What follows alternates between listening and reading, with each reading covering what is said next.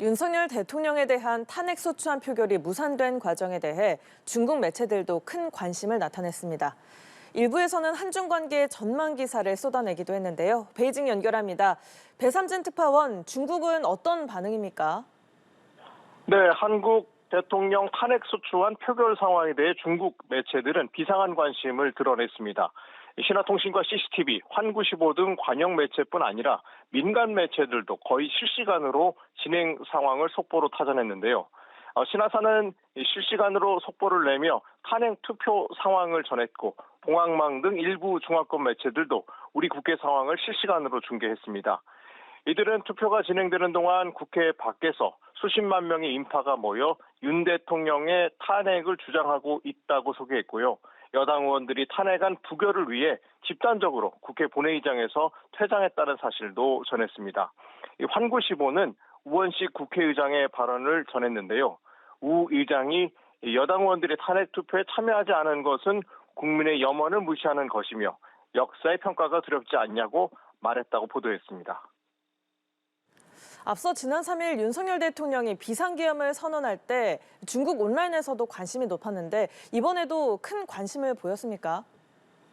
네, 중국 최대 포털 바이두에서는 실시간 검색어 1위와 2위에 우리나라의 탄핵 관련 보도가 올라왔습니다. SNS인 웨이보에서도 검색어 상위권에 오르며 중국에 큰 관심을 나타냈는데요.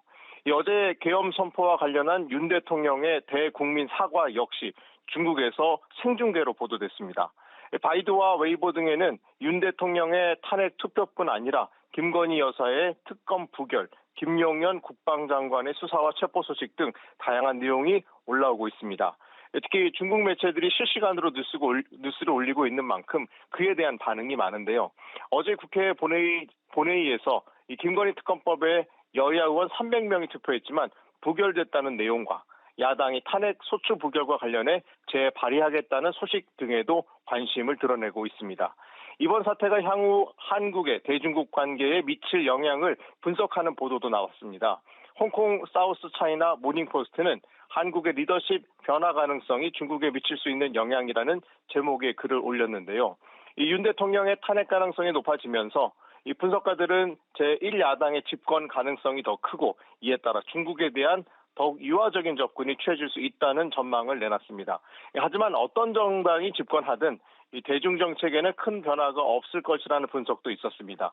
이미 한중 관계의 전성기가 과거의 일이 됐고 중국과 더 많은 대화 시도 노력이 있을 수 있지만 기본적인 것은 변하지 않을 것이라는 얘기입니다. 지금까지 베이징에서 전해드렸습니다.